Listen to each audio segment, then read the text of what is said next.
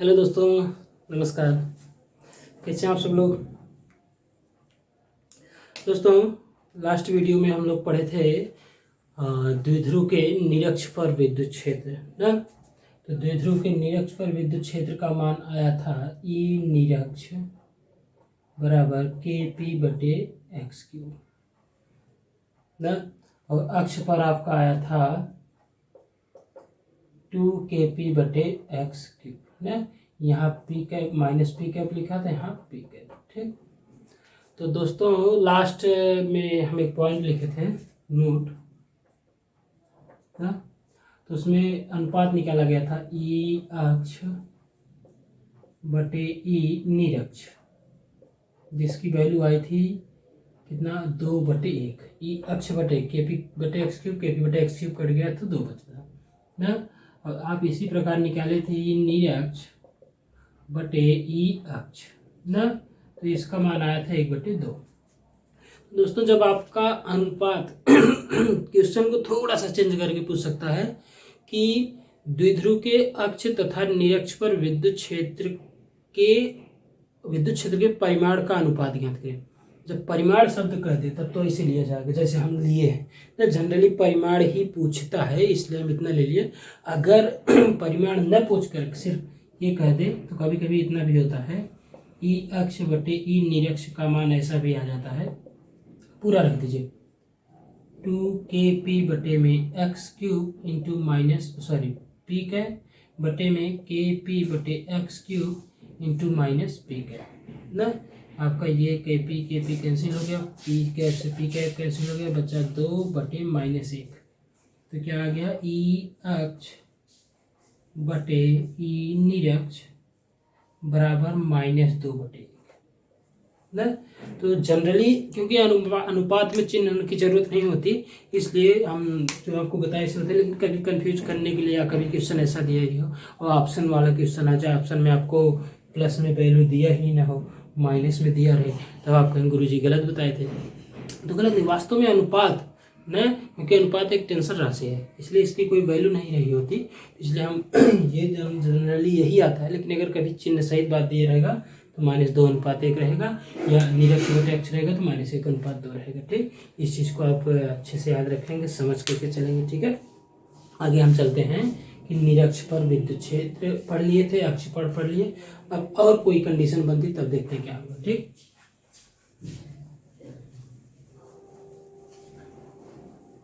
ना। तो यहाँ से आपका अगला हेडिंग है किसी अन्य बिंदु पर विद्युत क्षेत्र ना। आपका कुछ इस तरीके से ये दिया हुआ है। द्विध्रुव आपका ये माइनस आवेश, ये प्लस आवेश ना। दोनों के बीच की दूरी आपको पता है 2 ये नहीं लिखने वाले ना। देखिए, जब हम ये वाला डॉट लाइन, ये अक्ष था आपका, आप यहाँ जब निकाले ये निरक्ष हो गया ना। एक्स अक्ष हुआ, वाई अक्ष निरक्ष हुआ। इसके अलावा कोई और बिंदु इधर आ गया, इधर आ गया, इधर आ गया, इधर कहीं आ गया, उसे क्या कहेंगे, अन्य बिंदु ना। देखिए, तो ये आपके अक्ष से थीटा कोण पर झुका एक कोई बिंदु है जहाँ पर अपने लोग को विद्युत क्षेत्र की गणना करनी है ना। तो मान लीजिए विद्युत क्षेत्र की गणना करना है तो आपको ये ना। अब ये थीटा कोण हुआ है, तो देखिए विद्युत क्षेत्र गणना करनी है तो जैसे आप इस अक्ष पर निरक्ष पर विद्युत क्षेत्र दिशा प्राप्त कर दे तो इसे यहाँ प्राप्त करेंगे ना। तो देखिए विद्युत क्षेत्र की दिशा हम प्राप्त कर रहे हैं तो हमको यहाँ से क्या मिलेगा, ये आप मान लीजिए डॉटेड लाइन बना दीजिए। आपका एक इसके तल के लंबवत ये एक डॉटेड लाइन बन गया। ये आपका इसके जिस बिंदु पर आप विद्युत क्षेत्र निकाल रहे हो उसके तल के लंबवत ना, ये। ठीक, अब आपको चाहिए तो आपको किसी और बिंदु का सूत्र नहीं पता है ना, किसी और बिंदु का सूत्र तो पता नहीं है। अब हमको केवल 2 ही सूत्र पता है, अक्ष का और निरक्ष का, उसके अकॉर्डिंग ही ज्ञात करना है, क्योंकि और विद्युत क्षेत्र का कोई सूत्र नहीं है ना। तो देखिए विद्युत क्षेत्र ज्ञात करना है तो आप क्या काम करिए, इसको घटक तोड़ दीजिए ना। ये अगर ये कोण थीटा है तो ये भी थीटा होगा कि नहीं, संगत कोण, ये कुछ इस प्रकार से ये थीटा होता तो ये भी थीटा होता। देखिए भी बना है ना, ये थीटा तो ये भी थीटा, तो एक घटक तोड़े ना। ये क्या है, एक्स अक्ष यानी कि ई अक्ष होता है, ये भी क्या होगा, ई अक्ष। तो यहाँ पर ये इस बिंदु पर आपको विद्युत क्षेत्र ज्ञात करना था, विद्युत क्षेत्र नहीं पता है, आपको घटक तोड़ना है। ये अक्ष हुआ तो यहाँ आ जाएगा ई अक्ष, क्या आ जाएगा ई अक्ष। घटक तोड़ेंगे तो 2kp cos थीटा बटे में एक्स क्यूब है, क्योंकि आपको पता है ये ए वेक्टर होता था, एक्स से थीटा कोण, जहाँ थीटा लगा होता था उधर कॉस घटक आता था, उसका लंबवत साइन घटक आता था। इसी प्रकार घटक तोड़ते थे हम लोग, वेक्टर में पढ़े हैं बहुत बार ना। तो आइए देखते हैं क्या होगा फिर। तो ये इसी प्रकार इसके तल के लंबवत ये होगा ई निरक्ष, यहाँ पे ई निरक्ष हम लिख दे रहे हैं, ई निरक्ष बराबर के पी साइन थीटा बटे में एक्स क्यूब, के पी साइन थीटा बटे में एक्स क्यूब, ये आपका आ जाएगा ना, अक्ष पर आ गया, निरक्ष पर आ गया। अब जो तुल्य आएगा वह इन्हीं दोनों के बीच में कुछ इस प्रकार से यहाँ आपका आएगा ई तुल्य ना। ये है आपका ये जो द्विध्रुव की दिशा होगा कुछ इस तरीके से होगा, द्विध्रुव घूर्णन की दिशा ना, ऋणावेश से धनावेश की ओर होता है हमेशा। इसका आप अगर घटक तोड़ेंगे तो इधर कुछ देखिए ना, कुछ इधर क्या आएगा, इधर का घटक देख लें और आपका इधर का घटक देख लें। ये थीटा लगा हुआ है तो यहाँ पे पी कॉस थीटा आएगा, इधर क्या आएगा पी साइन थीटा। ठीक, तो अब हम घटक तोड़ लिए हैं, अब हम परिणामी ई तुल्य निकालेंगे। ई तुल्य बराबर आपका आ जाएगा अंडर रूट में ई अक्ष का स्क्वायर प्लस ई निरक्ष का स्क्वायर, ई अक्ष का स्क्वायर प्लस ई निरक्ष का स्क्वायर अंडर रूट में। आपको पता है जब कोई दो बल, कोई दो सदिश इस प्रकार से 90 अंश के कोण पर होते थे तो एफ नेट बराबर होता था अंडर रूट F1 का square plus under root F2 square. ये भी वेक्टर से ही आया है, ये सदिश राशि, इसलिए हम ये इस प्रकार ले रहे हैं। ठीक, F1 square plus F2 Y E X का स्क्वायर प्लस ई निरक्ष का स्क्वायर, दोनों की वैल्यू पता है आपको, ये दिया हुआ बस यही रखना है, वही रख के करते हैं ना बेटा। इसको देखिए आप लोग चित्र बना लें, चित्र एकदम अच्छे से समझ ले, चित्र बना लीजिए। हम इसको मिटा के इसके बाद आगे चालू करते हैं। ठीक, मिटा रहे हैं, मिटा, कोई जल्दबाजी नहीं है, जल्दबाजी करके ना समझिए, बहुत आसानी से आराम आराम से आप समझ के चलते रहें, बहुत आसानी से सिलेबस कंप्लीट होगा, समझ भी आएगा। ई अक्ष का मान आप देख लीजिए, लिखे थे चित्र में क्या आया था, 2kp cos थीटा बटे एक्स क्यूब का स्क्वायर प्लस इस प्रकार यहाँ से kp साइन थीटा बटे में एक्स क्यूब का स्क्वायर। ये एक्स क्यूब ही लिखा हुआ नहीं मिल सकता आपको, दूरी आर ले लेगा तो आर क्यूब दे देगा है। तो देखिए क्या आ जाएगा आगे, 4k square P square cos square theta बटे एक्स क्यूब का स्क्वायर प्लस यहाँ पे के square P square sine square theta बटे में एक्स क्यूब का स्क्वायर। देखिए दोस्तों, के स्क्वायर पी स्क्वायर बटे एक्स क्यूब का स्क्वायर, के स्क्वायर पी स्क्वायर बटे एक्स क्यूब का स्क्वायर, दोनों में हम बाहर ले लीजिए। जब आप बाहर लेंगे तो क्या आएगा, के पी बटे एक्स क्यूब का स्क्वायर, अब यहाँ बचा 4 cos square theta plus sine square theta, इसका स्क्वायर है, अंडर रूट से बाहर आ जाएगा, स्क्वायर हट जाएगा, तो क्या आ जाएगा आपका के पी बटे में एक्स क्यूब अंडर रूट में 4 cos square theta plus sine square theta को हम लिख सकते हैं 1 माइनस कॉस स्क्वायर थीटा, चूँकि sine square theta plus cos square theta बराबर 1 होता है, तो sine square theta 1 minus cos square theta लिखिए, 4 cos square theta minus 1 cos square theta, 3 cos square theta, तो क्या बचेगा के पी बटे X cube into 1 plus 3 cos square theta. ये आ गया आपका ई नेट बराबर के पी बटे में X cube under root 1 plus 3 cos square theta.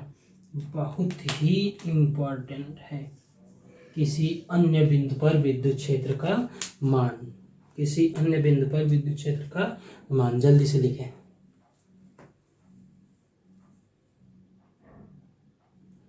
इसको आप समझ लीजिए आसानी से, बहुत ही आसान है, डेरिवेशन, और जनरली बोर्ड एग्जाम इसका डेरिवेशन नहीं पूछा, कंपटीशन पे इस पर क्वेश्चन कुछ बनते हैं बोर्ड में भी, जनरली बहुत रेयर केस में पूछा गया, लेकिन हाँ डेरिवेशन जानते रहिए, और कंपटीशन में तो आता ही है इस पर क्वेश्चन ना। तो ज़्यादा आपका इम्पोर्टेंट अक्ष और निरक्ष वाला ही है ना।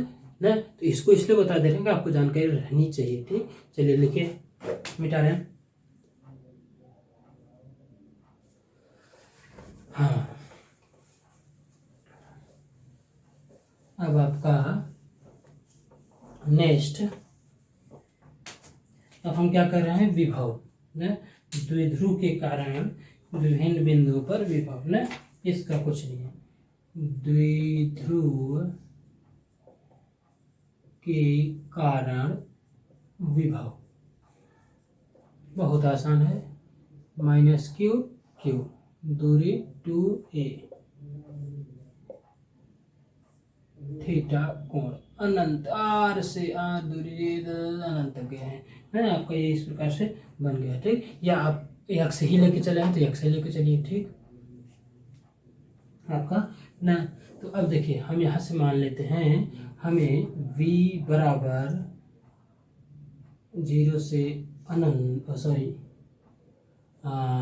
E डॉट dr ये होता है ना। अब ये आपका संबंध का समाकलन रूप है, संबंध का समाकलन रूप हम लोग पढ़े हुए हैं ना। तो इसको हम लोग कैसे कर सकते हैं, v बराबर लिमिट कितनी आए थे, kp बटे X cube under root 1 plus 3 cos square theta into D R, नहीं एक्स है तो ये डी एक्स आप ले लीजिए, बस इसको आप सॉल्व कर लेंगे तो आ जाएगा kp कॉस थीटा बटे में एक्स स्क्वायर। समाकलन हम बता चुके हैं, kp कॉस थीटा बटे में एक्स स्क्वायर, ये इसका डायरेक्ट आ गया। विभव का सूत्र डायरेक्ट याद रखें, इसका डेरिवेशन कभी नहीं पूछा गया है ना, आप डेरिवेशन के पीछे न भागें, बस डायरेक्ट इसका सूत्र याद के रख के चलें ना। अगर समाकलन इसको करना है तो समाकलन थोड़ा सा टिपिकल है ना, लेकिन परेशान होने की कोई जरूरत नहीं है। त्रिकोणमितीय प्रतिस्थापन समाकलन इसलिए नहीं हल कर रहे हैं, समाकलन इसको हम हल कराने के लिए बहुत लंबा थोड़ा सा जाएगा, और प्रतिस्थापन समाकलन आप लोग पढ़े नहीं हैं ना, तो इसलिए इसका कुल मिला के डेरिवेशन ज़्यादा पूछा नहीं जाता, इसलिए आपको बताया नहीं जा रहा। नोट करें जल्दी से।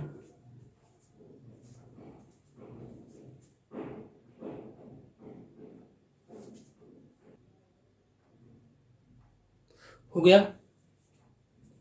ना, आपका इस प्रकार से आता है। इसमें अक्ष पर और निरक्ष पर आपको निकालना हो तो आप निकाल लीजिएगा ना, बहुत आसान है, क्योंकि v बराबर kp cos थीटा बटे एक्स स्क्वायर आया है। अगर आपको अक्ष पर पूछेगा तो देखिए इसी प्रकार क्या होगा, अक्ष पर मतलब यक्ष अक्ष, अक्ष पर न, अक्ष पर विभव के लिए थीटा बराबर हो जाएगा 0, ये है आपका द्विध्रुव ना।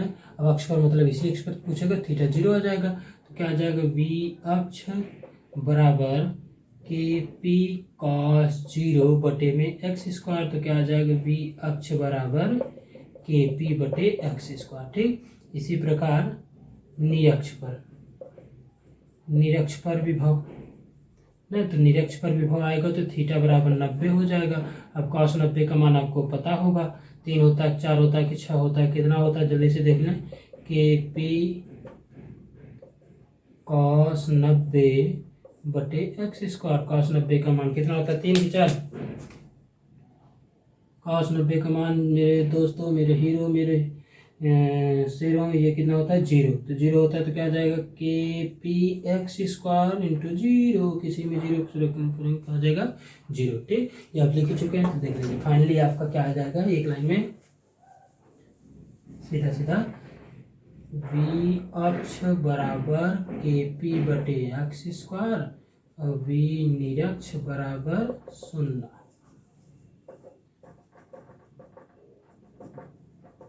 ये है 5 स्टार फार्मूला। ठीक, नोट करें जल्दी से, आप नोट्स प्रॉपर बनाते चलें, नोट्स बहुत इम्पोर्टेंट है ना।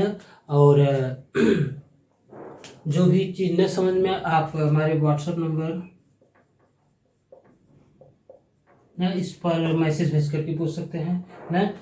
नोट्स बराबर बनाते चलें कि वीडियो में कोई भी चीज़ कम समझ में आए कमेंट करके पूछें। कमेंट करके अगर नहीं रिप्लाई मिल रहा है या नहीं पूछ पा रहे हैं आप इस पे हमारा व्हाट्सअप नंबर है 80 587 इस नंबर पर आप जो है पूछ सकते हैं। ठीक, इस नंबर पर आप व्हाट्सअप करेंगे आपका सोल्यूशन मिल जाएगा। ठीक, टाइम भले लगेगा लेकिन आपको सोल्यूशन ज़रूर मिलेगा। ठीक, तो आप इसको नोट करें ना।